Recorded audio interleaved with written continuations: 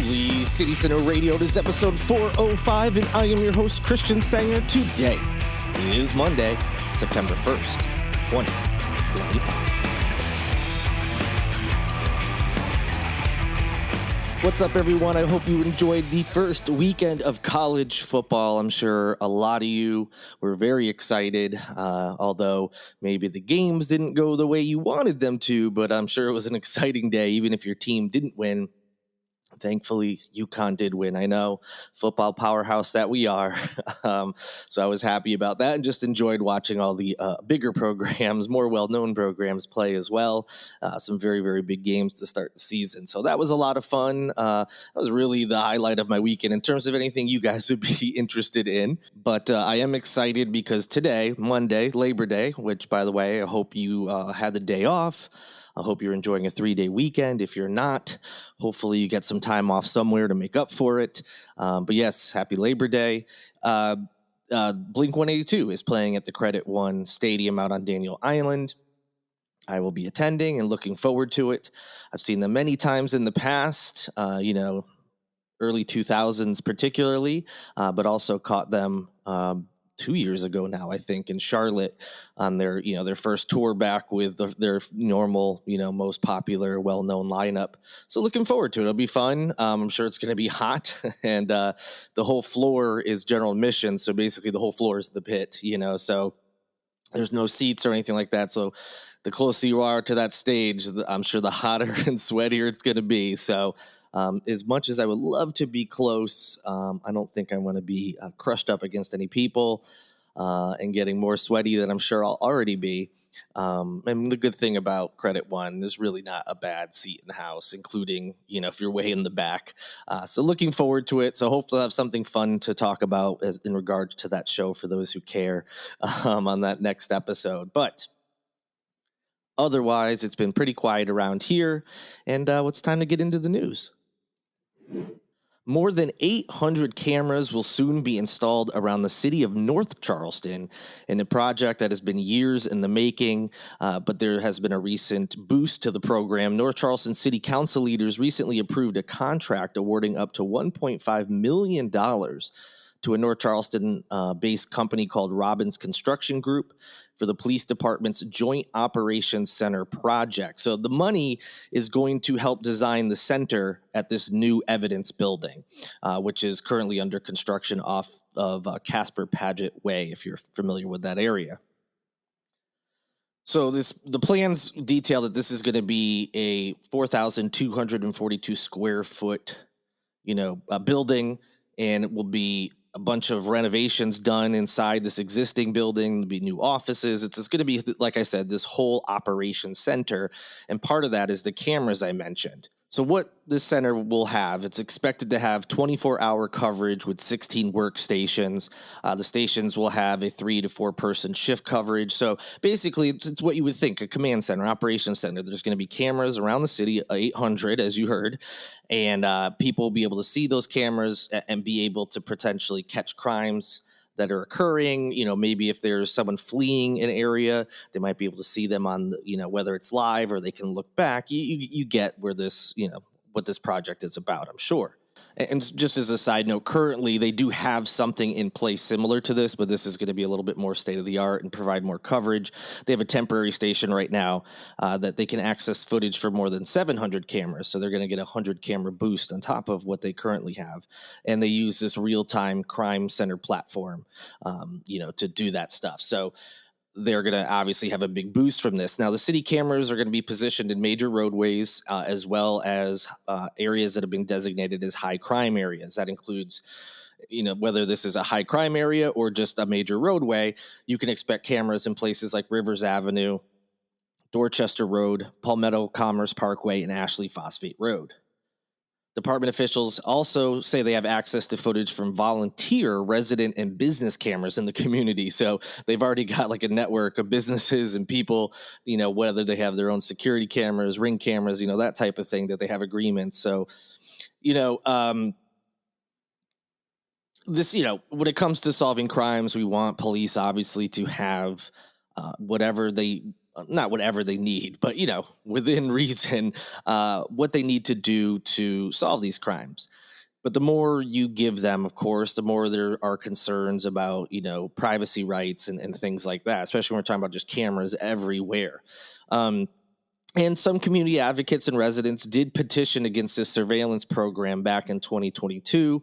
Obviously, that ended up not stopping this project, and it's certainly moving forward. And even the people who, in this article, you can visit the link in the show notes for more info. Even some of the people who kind of petitioned against this program understood what the intent was and how it could certainly lead to good outcomes, solving crimes faster, maybe preventing crimes or further, crimes after one has occurred, so on and so forth. We all get the spirit of it, but yeah, there's always that concern if somehow, some way, it's used in a nefarious, for nefarious purposes or in an illegal way, something that violates rights and things of that nature. So, putting that part aside for now, back to the program itself. So these extra 100 site installations will be happening, ongoing. Each site, including the current ones that are already been built and have been in place, they contain 4 cameras that point in various directions, as well as they have a 24 license plate reading cameras out there. So you have cameras that can kind of see every corner of like major intersections or certain areas where police have said this is where high crime happens. And then they have those license plate readers as well. So again, you get the spirit of it, why this could be beneficial, as they investigate certain types of crimes. But there also are those concerns about privacy rights and things. So we'll see how the project is moving forward. And if, it turns out we will see some issues in the future, where maybe things are being misused. And of course, that could affect court cases as well. Charleston County Council on Tuesday night failed to pass an ordinance that would penalize hate or bias-based intimidation. This despite 20 South Carolina cities, and 2 counties having similar ordinances in place. Voting against the proposal were, of course, Republicans Joe Boykin, Jenny Honeycutt, Larry Koborewski, Brantley Moody, and Herb Sass. The voting in favor were the Democrats. No surprise. That's when it comes to these types of hate crime ordinances, this is usually how you see votes go, at least here in South Carolina, as it is one of just 2 states that does not have a statewide hate crime ordinance. That's right. There's only 2 states in this entire United States that does not have a statewide hate crime ordinance, and South Carolina is sadly one of them. So there has been a push to make a statewide hate crime ordinance. There's the Clementa C. Pinckney Hate Crimes Act, which is named after the former state senator who was one of the 9 people killed back in 2015 in that mass shooting at Emmanuel AME Church. That bill has been introduced several times in the General Assembly, but has never passed. And usually if there's a holdup or votes against it, it's because Republicans are stopping it or voting against it. Now, this absence of a statewide action has led, thankfully, to several low-country communities passing their own versions. That includes Charleston, Georgetown, Isle of Palms, Mount Pleasant, North Charleston, and Somerville. So all of those places have enacted hate crime or hate intimidation ordinances in recent years. Meanwhile, Richland and Orangeburg counties enacted their own versions of a hate intimidation ordinance earlier this summer. So thankfully, counties and cities in the state are stepping up when those in the General Assembly are not. So unfortunately, though, in saying that, Charleston County is not one of those. City of Charleston did.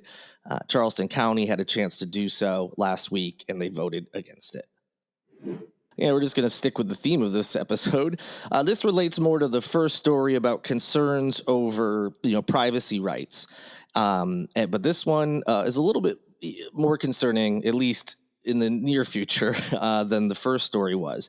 And that's because the U.S. Department of Justice is pressing the state of South Carolina to hand over its entire detailed list of registered voters. The DOJ is seeking personal information on 3.3 million people in the state without saying why it wants the data and how it plans to use it. Now, you may be thinking, well, what's the big deal? Well, that's probably because anybody can purchase voter rolls. However, What the DOJ is requesting goes far beyond what ordinary citizens or political campaigns or researchers even can legally obtain. So yes, anybody can buy the voter rolls, but a lot is removed from it. So your personal information isn't just out there with, for instance, the most concerning on that list would be, any ordinary citizen, but also political campaigns. You don't want them to have all that data on you. So what the DOJ wants, as I said, is a lot more. It would include names, addresses, birth dates, driver's license numbers, and the last 4 digits of social security numbers. Obviously, people, whether they're advocates or just ordinary people in the community, they are saying that they're a little concerned about this. This isn't one of those things where you need someone else to say, hey, wait a minute. I think you can kind of see like, wait, why do they need all of that personal data? And what are they planning on doing with it? And they won't say, which makes it even worse. Now, putting aside, the big government thing, why does the government need my data? What are they going to do with my data? Because, and I'm not a big conspiracy theory person, and I would imagine a lot of that data could be, if they really wanted it on some of us, they could get it in other avenues.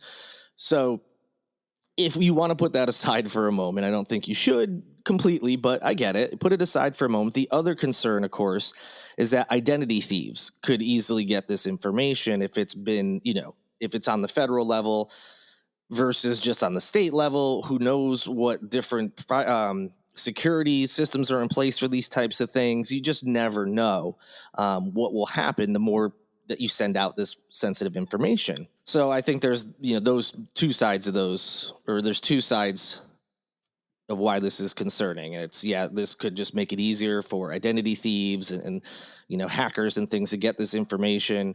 And also, why does the government want all this information? And why are they not telling us not only why they want it, but how they intend to use it, especially because it's the Department of Justice. So this is part of the whole Trump, claiming elections are, everyone that he's been involved with, even the ones he's won, have been corrupt, and there's all this rampant cheating. And so it's all part of that, so, but what, like we've seen with the whole, hey, we're just going to go after the bad people that are not from this country, that aren't supposed to be here and have broken laws.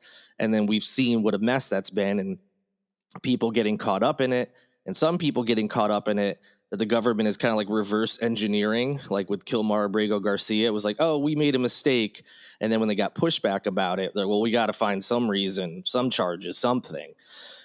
So imagine if there's something like that, removing people from voter rolls that they've determined for whatever reason shouldn't be on those rolls, and how much more difficult it could be to get your name put back on there, or if you'll even be notified if you're removed somehow. There's all sorts of things that could happen with this. And so that's concerning as well. Now, there are no federal laws, believe it or not, requiring states to provide voter registration lists to the federal government. But that hasn't stopped the federal government, as we've seen with other instances this past year, from imposing deadlines and threatening and things. And time is running out because the DOJ imposed a September 5th deadline for South Carolina to comply with this request. Now, it's unclear what will happen if they don't comply. Anything? If they miss that deadline, anything happen? It's unclear. So it'll be interesting to see what South Carolina ends up doing or not doing, and then what the DOJ does, again, regardless whether they get the data or not. What are they going to do next? And again, the biggest problem here is why are they asking for this, and what are they going to do with it? So certainly something to keep an eye on. I'll give you updates, and just a reminder, like with all this cracking down on supposed cheating and things in elections, you just never know what could happen. So keep an eye on your voter registration. You can check it whenever you want. Just make sure you're registered to vote. Make sure there's no issues. Make sure your address matches up and all that stuff, because elections coming up are going to be critical. And you want to make sure not only that your info is up to date, but that something hasn't happened to your registration, that you're unsure of how or why it occurred. And that'll do it for this edition of Holy City Center Radio. I hope you have a great rest of your week. Thank you to Lindsay Marie Collins with LMC Sound System for producing this and every episode of Holy City Center Radio. And thank you to Tyler Boone, whose music you hear in each and every show.